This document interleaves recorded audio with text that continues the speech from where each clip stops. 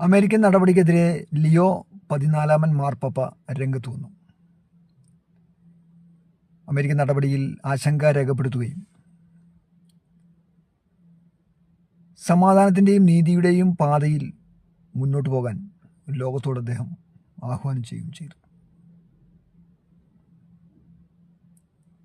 New York മേയറായ Zohran Mamdani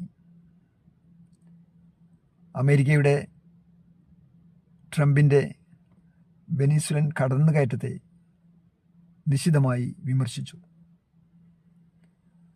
സമാധാനം ആഗ്രഹിക്കുന്ന മനുഷ്യരെ സംബന്ധിച്ചിടത്തോളം ഈ അക്രമങ്ങൾ, യുദ്ധങ്ങൾ ഒക്കെ തന്നെയും സ്വൈര്യ ജീവിതത്തിന് വിഘാതം സൃഷ്ടിക്കുമെന്ന കാര്യത്തിൽ സംശയമില്ല. ഭരണകൂട താല്പര്യങ്ങൾ സംരക്ഷിക്കുന്നതിന് വേണ്ടി സാധാരണക്കാരായ പട്ടിണിക്കാരായ ജനങ്ങളെ ദുരിതത്തിൽ